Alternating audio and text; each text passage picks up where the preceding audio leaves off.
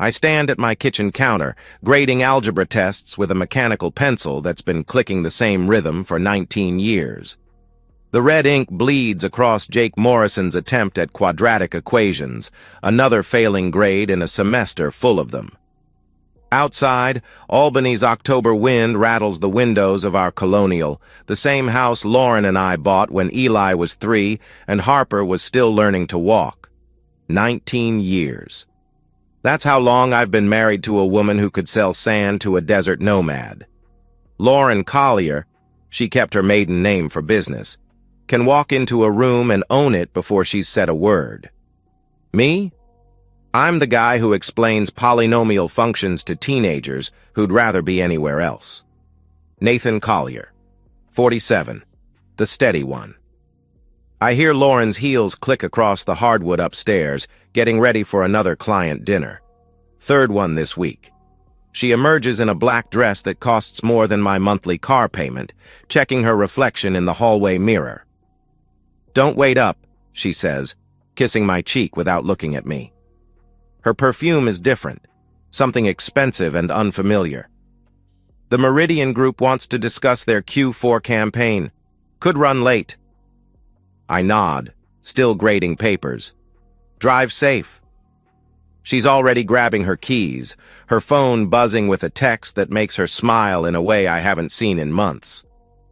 The door closes with a soft thud, and I'm alone with Jake Morrison's mathematical disasters and the silence that's been growing thicker every day. The shift started about a year ago, subtle as a paper cut. Lauren began traveling more, client retreats in Miami, strategy sessions in Denver, weekend workshops in places that sounded more like vacation destinations than business venues. She'd come back tanned and energized, telling stories about boring presentations and exhausting networking events while showing me pictures of resort pools and sunset dinners. Her phone, once carelessly left on kitchen counters and bathroom sinks, now lives in her purse or under her pillow. When it buzzes during dinner, she excuses herself to handle a crisis that apparently requires 20 minutes of hushed conversation in our bedroom. I asked once, just once. Sitting in our bed after she'd returned from a team-building weekend in Scottsdale, I mentioned that she seemed distant. "You're being paranoid, babe." She turned toward me, her smile practiced and patient. "You need to trust me, or we're both going to suffocate in this marriage." The words hit like a diagnosis, not an explanation, an accusation. My concern became my character flaw. My questions became my problem. I didn't press it, but something cold settled in my chest, a knot that tightened every time she checked her phone at dinner or claimed another last-minute business trip. Now I watch her taillights disappear down Maple Street, and I realize I've been holding my breath. Jake Morrison's test sits in front of me, his failed attempts at solving for X bleeding red across the page. Some equations have solutions. Others just show you what's missing. Upstairs, Eli practices guitar in his room, the same 3 chords he's been struggling with for weeks. Harper's door is closed, probably FaceTiming friends or finishing homework she should have started hours ago. This is our life now, parallel routines that rarely intersect, conversations that dance around the growing spaces between us. I finish grading the stack of tests, mark another D- in my gradebook, and start loading the dishwasher. The routine feels automatic, muscle memory from nearly 2 decades of the same patterns. Lauren's wine glass sits on the counter, still holding a sip of the expensive Cabernet she opened before changing clothes. The glass has lipstick on the rim, a shade of red I don't recognize. The house settles around me with familiar creaks and sighs. Somewhere upstairs, a door closes. Someone flushes a toilet. Normal sounds of a normal evening in a normal family. But normal doesn't describe the weight in my chest, or the way Lauren's smile doesn't quite reach her eyes anymore. I've spent 19 years being the reliable one. The man who fixes the garbage disposal and remembers parent-teacher conferences and never forgets anniversaries. I believed that counted for something. I believed steady was enough. Maybe that was my first mistake. Tuesday night dinner. Eli pushes meatloaf around his plate while Harper scrolls through vacation photos from her friend Emma's family trip to Disney World. Lauren sits across from me, checking emails between bites, her attention split between our conversation and her glowing screen. "Mom, look at these pictures from Emma's trip." Harper holds up her phone, swiping through shots of roller coasters and character meet and greets. "Can we go to Florida for spring break this year?" Lauren glances up absently. "Maybe. We'll see what the budget looks like after Q1. "I can airdrop them to you," Harper says, already tapping her screen. "You never save the photos I send." "That's fine, honey." Lauren turns back to her phone, typing rapidly. Harper frowns at her screen, tapping and swiping. "It's not working. Let me try again." The living room TV, still connected to Lauren's phone from yesterday's Netflix session, suddenly flickers to life. Instead of Emma's Disney photos, a gallery appears on our 65-inch screen.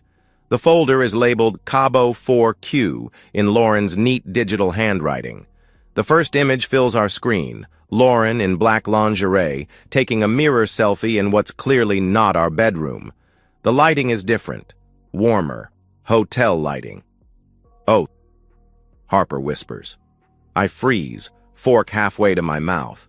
Eli looks up from his meatloaf, his eyes widening. Lauren lunges for her phone, but Harper, confused and still trying to navigate the interface, accidentally swipes to the next photo. This one shows Lauren in bed with a man I don't recognize.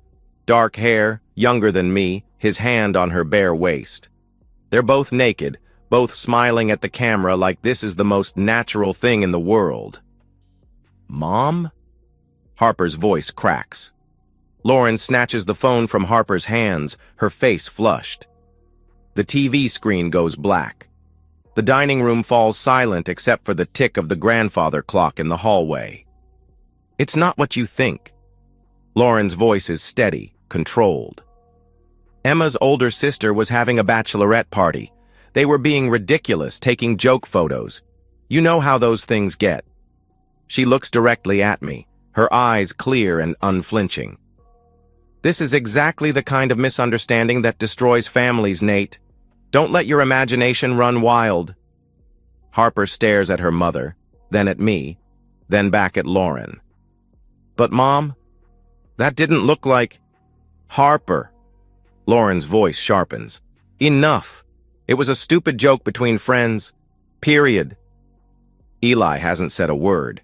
He's looking at his plate, his jaw clenched, processing what he just saw with the uncomfortable awareness of a 17-year-old who knows more about than his parents want to admit. Lauren stands, smoothing her skirt. "I'm going to call Emma's mom right now and explain how her daughter's phone got mixed up with these inappropriate pictures. This is exactly why teenagers shouldn't have unrestricted access to social media." She walks toward the kitchen, already dialing, her voice shifting into the professional tone she uses with difficult clients. I hear her saying something about teenage pranks and borrowed phones and parental oversight, but I'm not listening to her performance. I'm staring at the black TV screen, replaying what I just saw. The intimacy in that second photo wasn't staged. The way that man's hand rested on Lauren's skin, the satisfied smile on her face. Those weren't joke photos from a bachelorette party. "Dad?" Harper's voice is small. I look at my daughter, 15 years old, still young enough to believe her mother's lies, but old enough to recognize the cracks in them. Her eyes are wide, confused, looking for me to make sense of what just happened. "Finish your dinner," I say quietly, but my own plate sits untouched. The meatloaf has gone cold, the mashed potatoes congealing into an unappetizing mass. Lauren's voice drifts from the kitchen, animated and defensive, spinning a story that gets more elaborate with each sentence. Eli pushes back from the table. "I've got homework." He leaves without another word, taking the stairs 2 at a time. Harper follows a few minutes later, her phone clutched in her hand, like evidence she's not sure she wants to possess. I sit alone at our dining room table, surrounded by the detritus of another family dinner. Lauren's wine glass still holds a sip of Cabernet. Her napkin is folded neatly beside her plate. Everything looks normal, domestic, intact. But something has shifted. The foundation we've built over 19 years, trust, assumption, the quiet understanding that we're on the same team, has developed a crack I can't unsee. Lauren returns from the kitchen, her phone call apparently finished. She sits back down, picks up her fork, and resumes eating as if nothing happened. "All sorted out," she says conversationally. "Kids and their phones, right?" They don't understand how these things can be taken out of context. I nod, cutting into my meatloaf with deliberate precision. The knife separates the meat cleanly, no resistance. "Right," I say. But inside, something has switched off. The part of me that wanted to believe her story, that needed to maintain the fiction of our marriage, has gone quiet. In its place, something colder has awakened. Something that observes rather than trusts.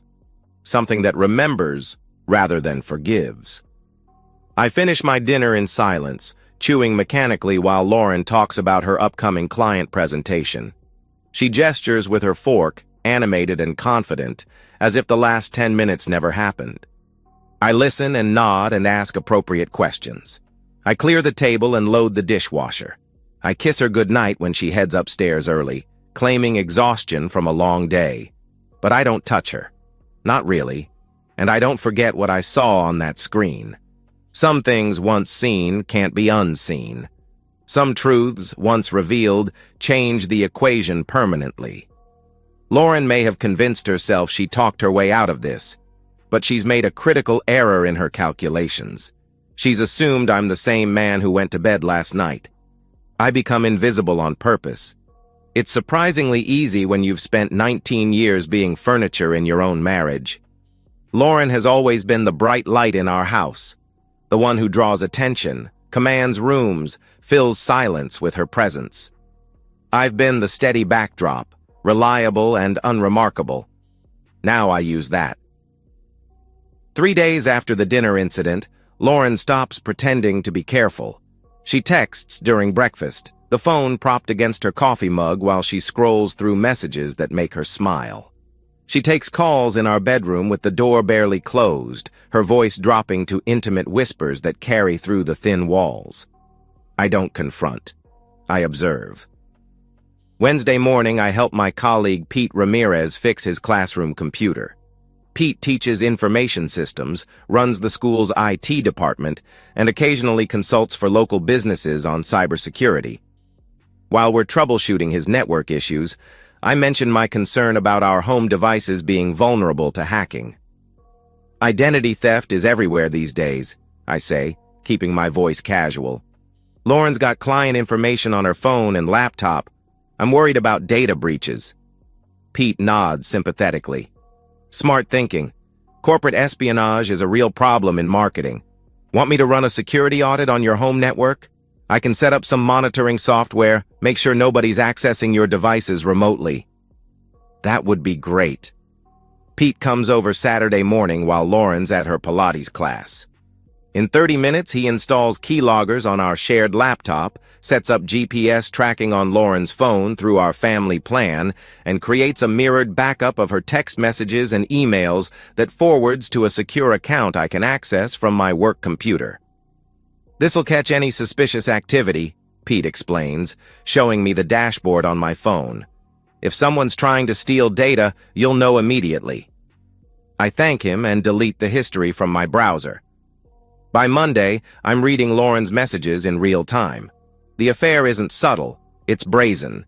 His name is Marcus Webb, 34, a client from the Meridian Group. The relationship started 8 months ago during a strategy session in Denver. Since then, they've met in Miami, Phoenix, San Diego, and Cabo. Every business trip Lauren mentioned, every weekend conference and client retreat was a carefully orchestrated lie. The messages are explicit, detailed, and contemptuous. Marcus calls her insatiable. Lauren calls me clueless, and jokes about how I still set out her vitamins every morning like a good little house husband. But it's her conversation with her friend Diane that cuts deepest. Lauren. He actually asked if I was happy in our marriage. Can you believe that? Diane. What did you tell him? Lauren. The truth. That Nate's wallpaper. He'll never leave. Too much pride to explode, too little spine to walk away. He's comfortable being the victim. Diane. Brutal, but probably accurate. Lauren. I know it sounds awful, but I need this. Marcus makes me feel alive again. Nate makes me feel like I'm suffocating in suburban mediocrity. Diane. Just be careful. You don't want this blowing up your whole life. Lauren. It won't. Nate doesn't have it in him to make noise. He's too afraid of disrupting the kid's stability. He'll swallow it and pretend everything's fine. I screenshot the conversation, save it to my secure folder, and continue grading papers like nothing's wrong. That evening, I cook Lauren's favorite meal, herb-crusted salmon with roasted vegetables. She compliments the presentation, asks about my day, tells me about a challenging client meeting. We discuss Eli's college applications and Harper's upcoming piano recital. Normal conversation from a normal marriage. After dinner, she excuses herself to catch up on emails and disappears into our bedroom. Through the monitoring software, I watch her video chat with Marcus for 2 hours. They talk about their next rendezvous, planned for the following weekend in Chicago. She's told me she's attending a digital marketing summit. I pack her suitcase Thursday night, fold her clothes neatly, include the black lingerie she bought with our credit card 3 weeks ago. I kiss her goodbye Friday morning and wish her luck with her presentation. While she's in Chicago, I compile everything. Bank statements showing charges for hotels we never stayed at, restaurants in cities I've never visited, lingerie purchases and expensive dinners that coincide perfectly with her supposed business trips. I cross-reference her calendar with Marcus's social media posts, finding photos of him in Miami, Phoenix, and Cabo that match exactly with Lauren's travel dates. I create a timeline. 37 instances of documented deception over 8 months.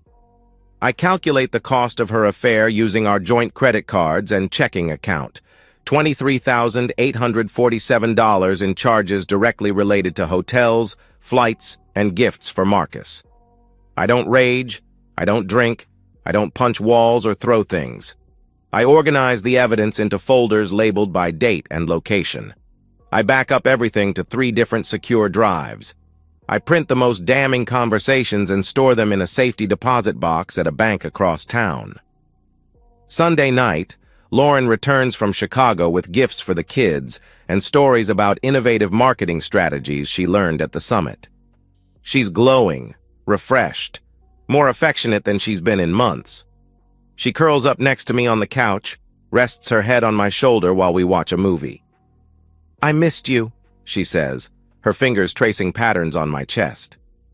Missed you too, I reply, and mean it in a way she'll never understand. Because I have missed her, the version of her that existed before I learned who she really was.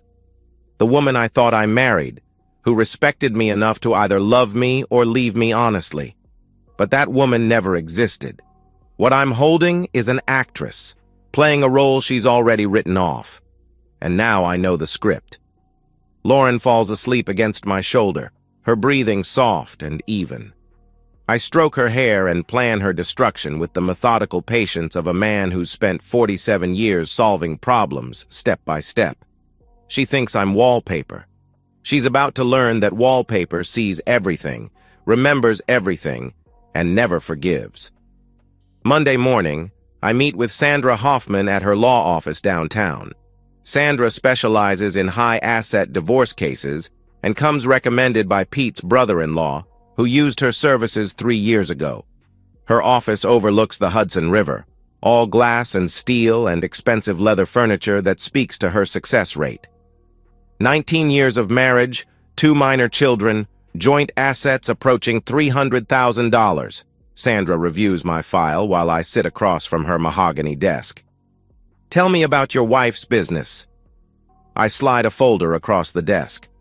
Marketing consultant, independent contractor with several corporate clients. Her income varies, but she averaged $87,000 last year.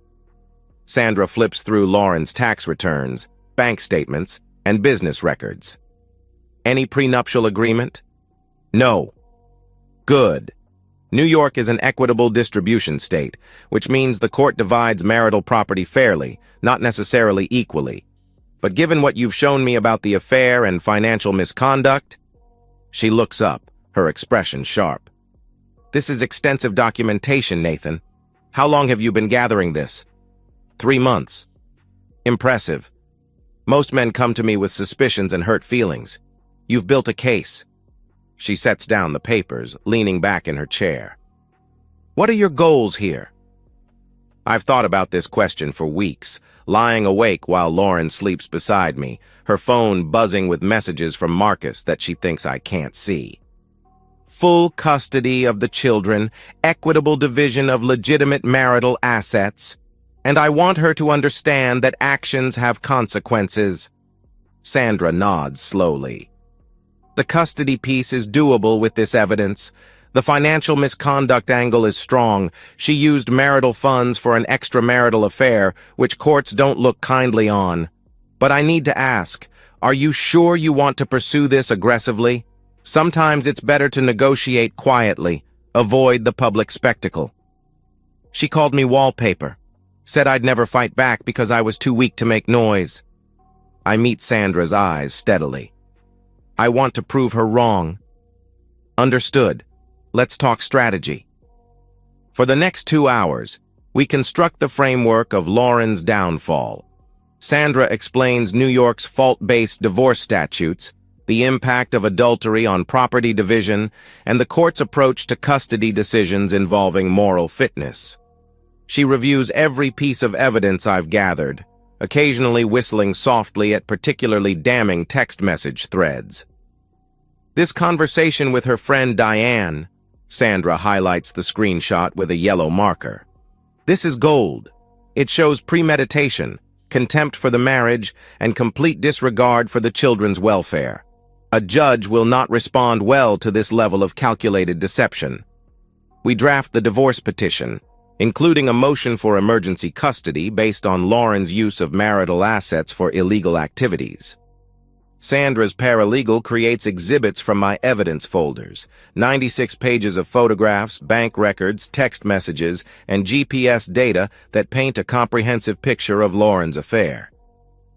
When do you want to file? Sandra asks. I check my calendar. Eli has his final college interview next Tuesday, virtual meeting with Columbia. Lauren promised to be there, show what a supportive family we are. I look up at Sandra. I want the papers served that morning, while she's on camera with the admissions officer. Sandra raises an eyebrow. That's theatrical. It's appropriate. She's been performing for months. Time for the curtain call.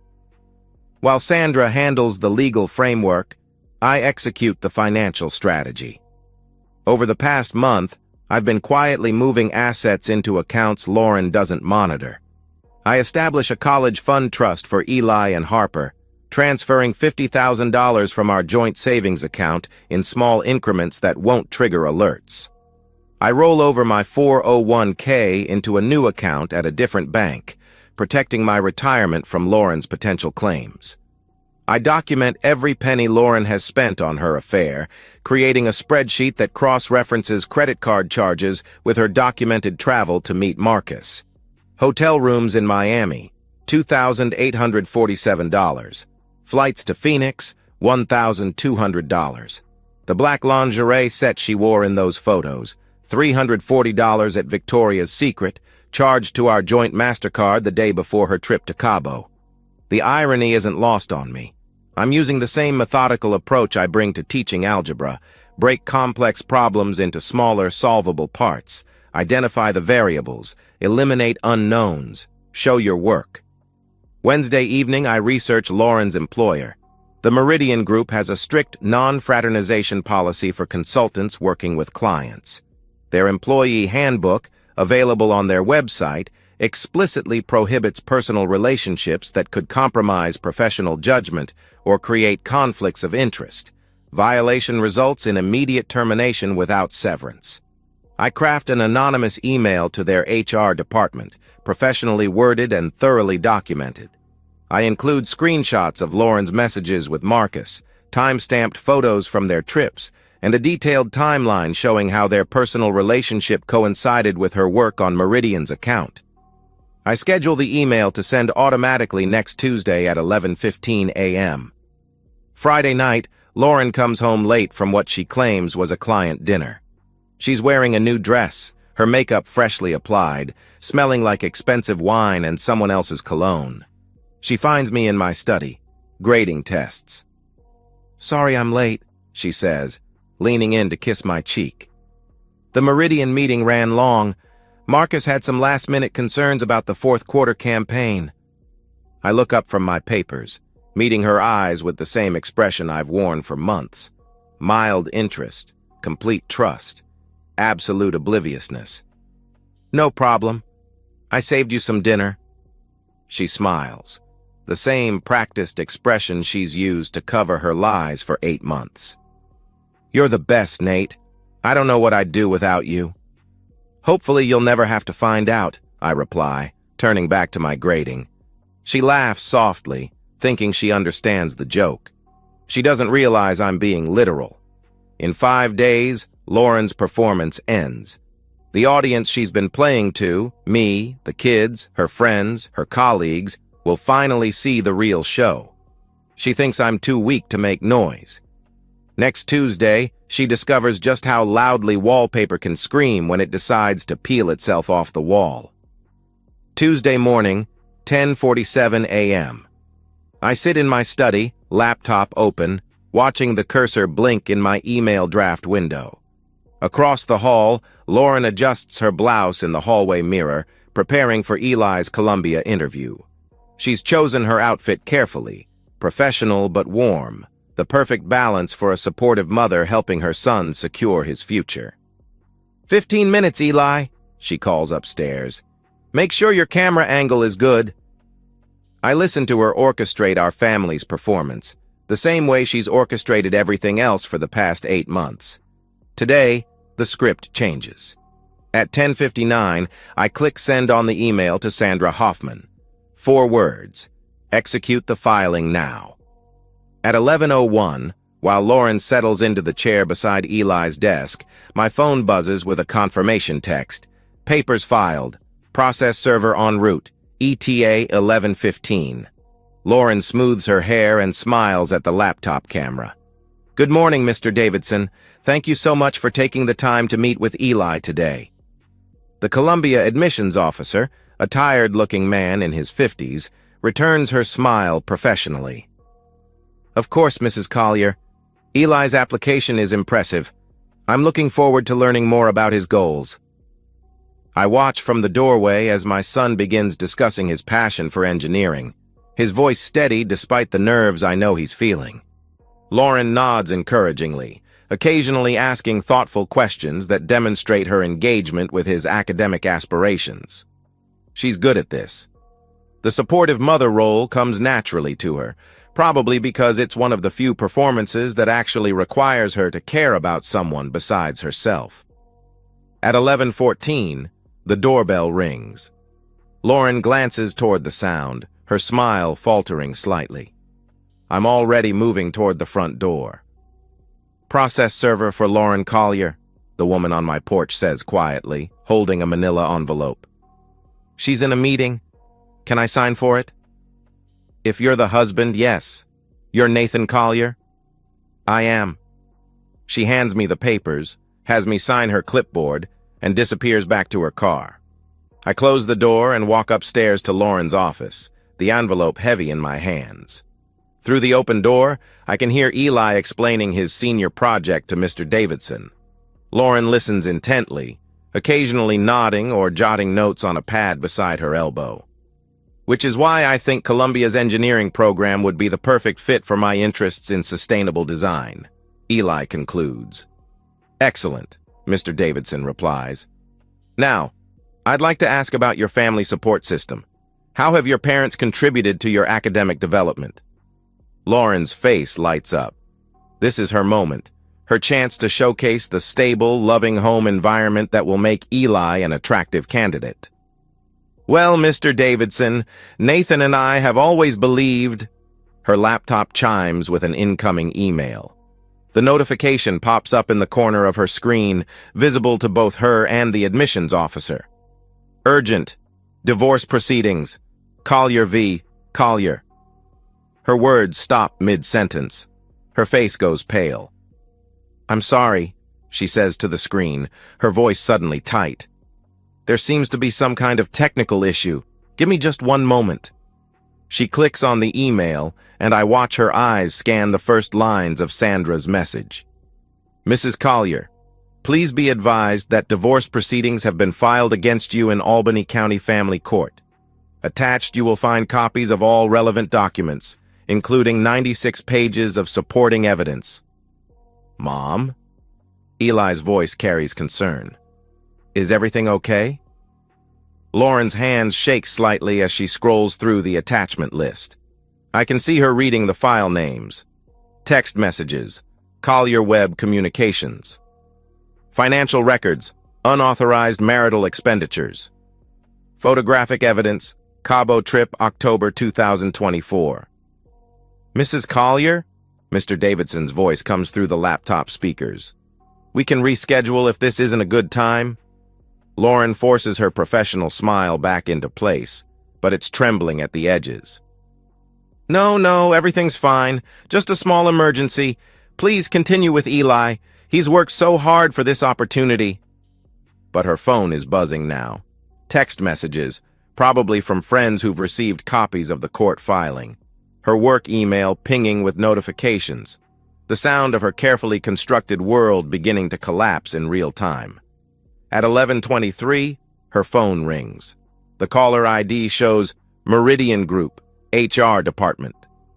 She stares at the screen, her face cycling through confusion, realization, and fear. She declines the call, but it starts ringing again immediately. I'm so sorry, Mr. Davidson, she says to the laptop, her voice cracking. I'm going to need to step out for just a moment. Eli, you continue. You're doing beautifully. She practically runs from the room, phone pressed to her ear. I hear her voice from the hallway, high and defensive. This is Lauren. What's this about? There must be some mistake. Eli looks confused, glancing between his laptop screen and the empty chair where his mother was sitting.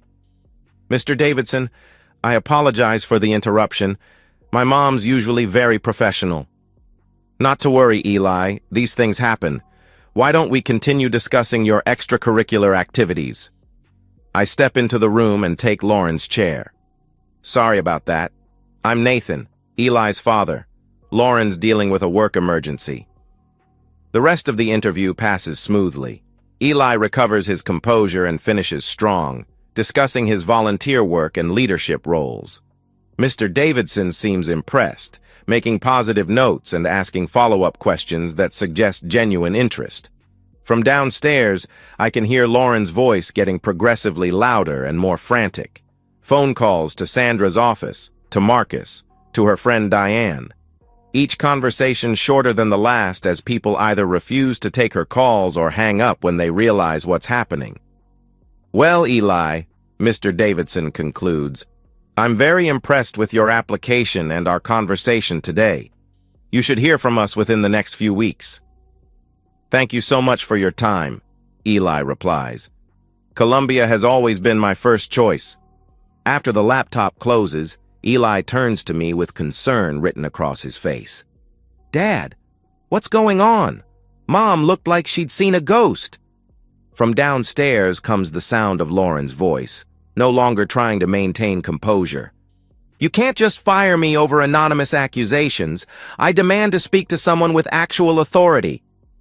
I look at my 17-year-old son, this young man who's about to start his adult life, and realize this is the moment his childhood officially ends. Your mother and I are getting divorced, Eli.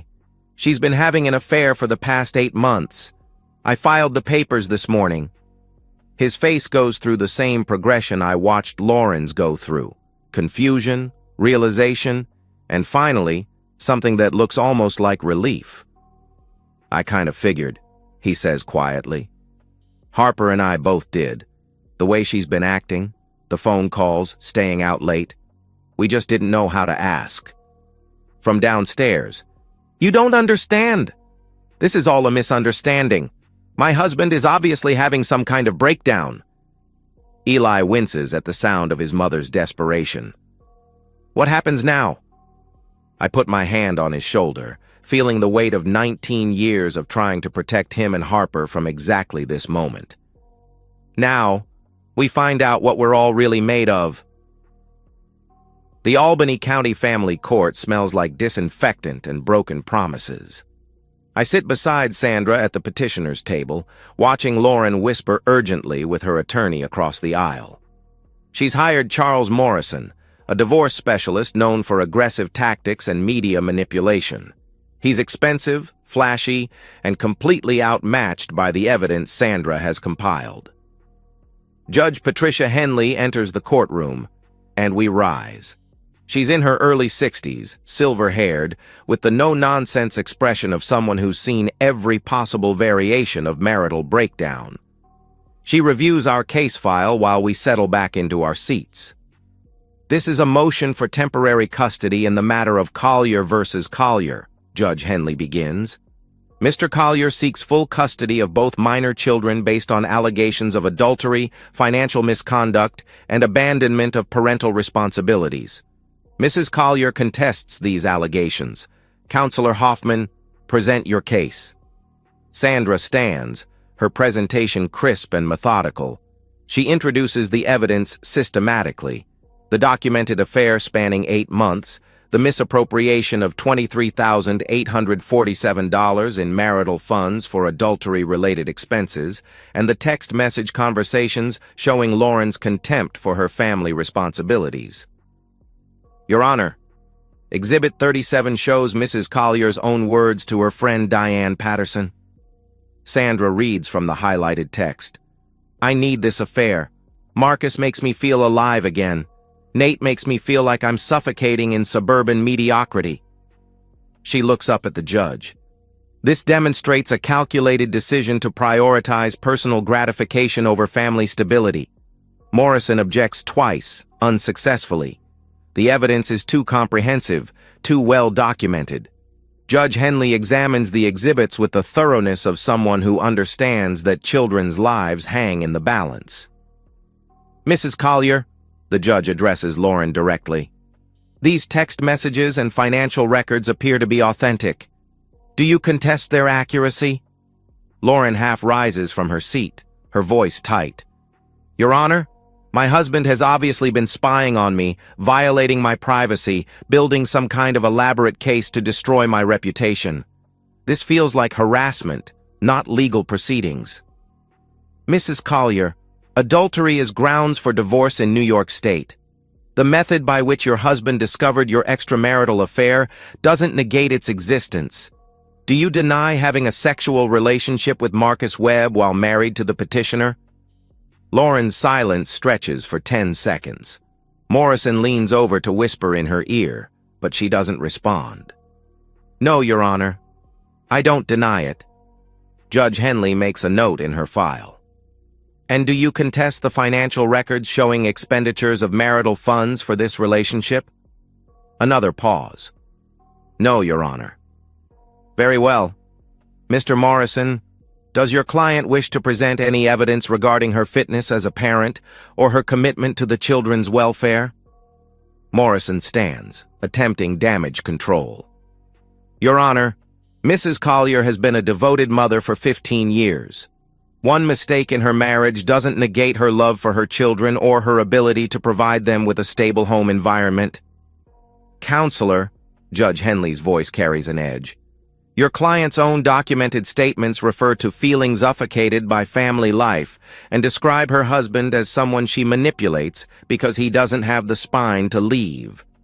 This suggests a pattern of deception that extends beyond the marriage into the family structure itself." She flips through more exhibits. Furthermore, the financial records show Mrs. Collier prioritized funding her extramarital relationship over her children's college savings accounts. She withdrew money from the family's education fund to pay for hotel rooms with her paramour. That doesn't suggest devotion to her children's welfare. Morrison tries again. Your Honor, if we could consider mediation. Counselor, I've reviewed 96 pages of evidence suggesting calculated deception over an 8-month period. This isn't a case for mediation. This is a case for consequences. Judge Henley closes the file and looks directly at Lauren.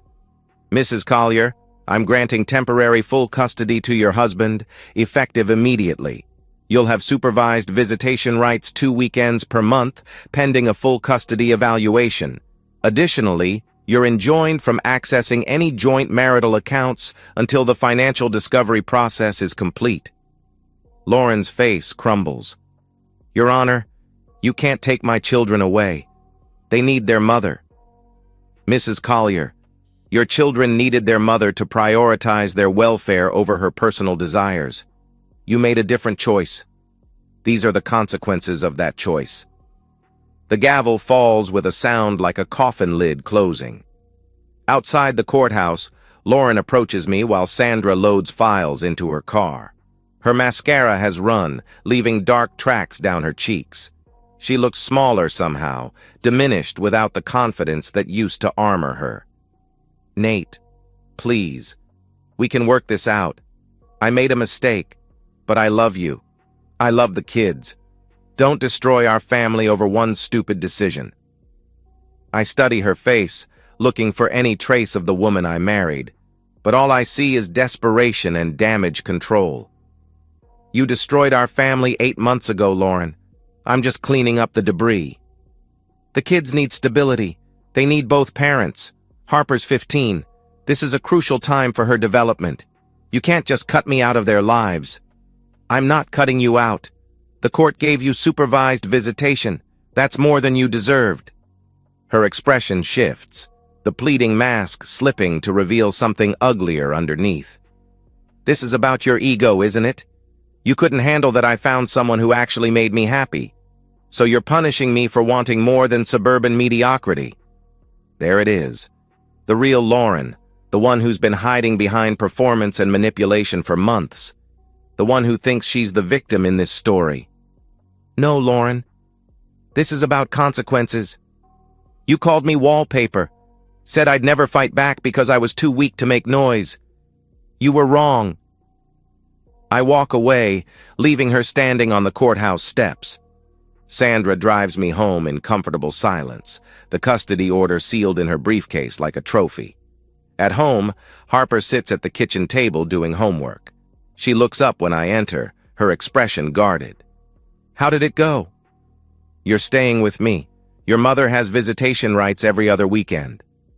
Harper nods slowly, processing this information. Is she going to be okay? The question surprises me with its maturity. At 15, Harper is already thinking like an adult, considering consequences beyond her own immediate comfort. That's up to her. I don't want to see her right now, Harper says quietly. Is that wrong? I sit down beside my daughter, this young woman who's been forced to grow up too quickly because of choices she didn't make. No, honey, it's not wrong. You need time to process what's happened. When you're ready to see her, we'll arrange it. When you're not ready, we won't. Eli comes home from his after-school job at the campus bookstore, dropping his backpack by the door with his usual casual disregard for organization. He looks at both of us, sitting at the kitchen table, and immediately understands that official news has arrived. So? Full custody, I tell him. Your mother has supervised visits every other weekend if you want to see her. He considers this for a moment, then shrugs. Maybe eventually. Right now, I just want to focus on college applications and pretend none of this happened. Fair enough. That evening, I cook dinner for 3 instead of 4. The portions look wrong on our plates, too much food in too much space. We eat quietly, the absence of Lauren's voice making our dining room feel hollow. But there's also something else, a sense of honest quiet, of conversations that don't require navigation around hidden landmines. For the first time in months, nobody's phone buzzes with secret messages during our meal. After dinner, Harper helps me clean up while Eli practices guitar upstairs. The same 3 chords he's been struggling with, but they sound cleaner now, more confident. "Dad?" Harper's voice is tentative. "I'm proud of you." I look at my daughter, surprised. For not just yelling and screaming like other divorced parents do, for proving she was wrong about you without becoming someone scary. She dries a plate carefully, avoiding my eyes. "I was worried you'd fall apart or get mean, but you didn't. You just solved the problem." I realized that this is what I wanted most. Not just to win against Lauren, but to show my children that strength doesn't have to look like anger, that justice doesn't require cruelty. "Thanks, sweetheart." Later, after the kids are in bed, I sit in my study grading papers. The same algebra tests, the same red ink marking the same mathematical errors. But the rhythm feels different now, purposeful instead of automatic. My phone buzzes with a text from an unknown number. "You destroyed everything. I hope you're satisfied." I delete the message without responding and continue grading. Some equations have solutions. Others just show you what's missing. Tonight, for the first time in 8 months, I know exactly what I'm working with. 6 months later, I sit at our kitchen table, my kitchen table now, setting out 4 plates from habit before remembering to put one back. The morning light cuts through the windows at an angle that's become familiar, comfortable. Outside, the maple tree I planted when Eli was 8 has started turning orange, marking another autumn in a life that's finally found its equilibrium. Harper comes downstairs wearing her cross-country uniform, her hair pulled back in the practical ponytail of someone who's stopped caring about impressing anyone. She's grown 3 inches since the divorce, shot up like a plant finally getting enough sunlight. "Morning, Dad." She grabs an apple from the bowl, checks her watch. "Can you pick me up after practice?" I don't want to take the bus. "Of course." "What time?" 5:30. "And Dad?" "Thanks for letting me skip the visitation this weekend. I'm still not ready." I nod, buttering toast that I'll eat because my body needs fuel, not because I'm particularly hungry. "When you're ready, you'll let me know." She kisses my cheek and heads for the door, calling goodbye to Eli upstairs. The sound of her footsteps fades down the driveway, replaced by the familiar morning quiet of a house that's learned to function without performance. Eli appears in the kitchen wearing his Columbia sweatshirt. Early admission, full scholarship. The interview that was interrupted by his mother's world collapse turning out to be his golden ticket. He's different now, more serious but somehow lighter, like he's stopped carrying weight that was never his to bear. "Got that calculus test today," he says, grabbing his coffee mug. Black, no sugar, the same way I drink mine. "You ready for it?" "Yeah. Mrs. Patterson's tests are tough but fair. If you know the material, you'll be fine." He pauses at the door, looking back. "Kind of like life, right? If you do the work, show your steps, you get the right answer eventually." After he leaves, I sit alone with my coffee and yesterday's mail. A letter from Lauren's attorney about finalizing the property division. A notice from Harper's school about parent-teacher conferences. A credit card statement showing the modest, predictable expenses of a man who pays for his own hotel rooms. I don't miss the chaos. I thought I would. 19 years of partnership leaves patterns that are hard to break. But the silence that terrified me in those first weeks has become something else. Not emptiness, but space. Room to breathe without monitoring the emotional temperature of someone who was always performing for an audience I couldn't see. The doorbell rings, interrupting my coffee and contemplation. Through the window, I see Diane Patterson on my porch, Harper's mother's former best friend, the one who encouraged Lauren's affair and helped her justify the destruction of our family. I consider not answering, but curiosity wins. Nathan. Diane's voice is careful, apologetic. I know you probably don't want to see me, but I wanted to apologize for my part in everything. I study her face, looking for the performance cues I've learned to recognize. But she just looks tired, older than she should at 43. Come in. We sit in the living room, the same room where Lauren used to hold court during her dinner parties, charming everyone with stories that I now know were carefully edited versions of her double life. I've been thinking about what I did, Diane says, her hands twisted in her lap. How I encouraged her, told her she deserved to be happy, that you'd understand eventually. I was wrong, Nathan. I was so wrong. Why are you telling me this? Because my husband found out about my own affair last month. The one I was hiding while I was helping Lauren hide hers. She laughs bitterly. Turns out destroying other people's marriages is a gateway drug to destroying your own. I don't feel satisfaction or vindication, just a tired recognition of patterns repeating themselves. Tom filed for divorce yesterday, she continues. Used your lawyer, actually. Sandra Hoffman. She's very thorough. She is. He had everything documented, just like you did with Lauren.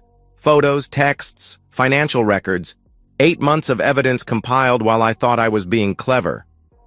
Diane looks around our living room, taking in the family photos that now include only 3 faces. I keep thinking about what Lauren used to say about you, that you were passive, that you'd never fight back. She was so sure you'd just absorb it. She was wrong. She was. And now I understand what Tom meant when he said the betrayal wasn't the worst part. It was the arrogance, the assumption that we were too weak or too stupid to fight back. Diane meets my eyes.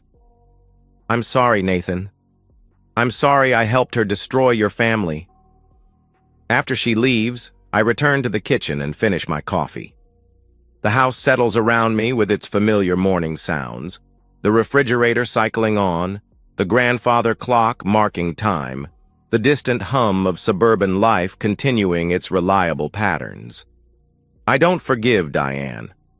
Forgiveness suggests that her choices didn't fundamentally alter the trajectory of my family's life. But I understand her in a way I couldn't 6 months ago. People make destructive choices when they convince themselves that consequences only apply to other people. That evening, after Harper's practice and Eli's calculus study session, we sit down to dinner. Just the 3 of us. No empty chair, no careful navigation around forbidden topics. We talk about Harper's upcoming math competition, Eli's plans for his gap year, my decision to apply for the department chair position I've avoided for years because Lauren said it would make me boring and administrative. You should do it, Dad, Harper says, twirling spaghetti around her fork. You're good at organizing things, solving problems, and you don't have to ask anyone's permission anymore. The casual wisdom of 15-year-olds. She's right, of course. For the first time in 2 decades, my decisions only need to make sense to me and the kids. The liberation is still new enough to feel strange. Later, while Harper and Eli work on homework upstairs, I sit in my study with a stack of papers that need grading. But instead of diving into polynomial equations, I find myself thinking about the question I've been avoiding for months. What kind of man does it make me that I feel no guilt about what I did to Lauren? I destroyed her life systematically, methodically, with the same attention to detail I bring to lesson planning. I didn't just divorce her, I dismantled her entire existence. Her job, her reputation, her financial security, her relationship with her children, her faith in her own ability to manipulate people into accepting her version of reality. A year ago, the man I used to be would have been horrified by what I've become. Nathan the pushover, Nathan the accommodating husband, Nathan who always chose peace over confrontation, wouldn't recognize the person who planned Lauren's public destruction with such cold precision. But that Nathan was built on a lie. The assumption that being good meant absorbing other people's cruelty without consequence. The belief that strength always looked like accommodation, that love meant accepting disrespect as the price of keeping families intact. Lauren called me wallpaper, but wallpaper sees everything. It witnesses every conversation, every betrayal, every moment when people reveal who they really are. And wallpaper remembers. She lied in color, vibrant, elaborate, artistic deceptions that painted over reality with whatever narrative served her needs. I answered in black and white, documentation, evidence, facts that couldn't be argued with or explained away. My phone buzzes with a text from an unknown number. I know you're reading this. Please, just talk to me. The kids need both parents. I recognize the desperation, the same tone Lauren used outside the courthouse 6 months ago. But I also recognize the manipulation, the assumption that my concern for our children can be weaponized against my commitment to consequences. I delete the message and block the number. Tomorrow, Harper has a cross-country meet. Eli has his college interview with Northwestern. I have papers to grade and a department meeting about curriculum changes. Normal life in a house that's learned to function without lies. Some people call what I did revenge, others call it justice. I call it algebra, solving for x when x turns out to be the variable that was destroying everything else in the equation. Lauren was wrong about me being too weak to fight back. But she was right about one thing. I am wallpaper. I'm the constant background against which other people's true characters are revealed. And wallpaper, once it decides to peel itself off the wall, takes everything with it. And that's the end of today's story. If you enjoyed it, please give this video a thumbs up and drop a comment below. Your support helps the algorithm push my content further. If you're new to the channel, don't forget to hit that subscribe button. It really helps me keep creating more stories for you. Thanks for watching, and I'll see you in the next one.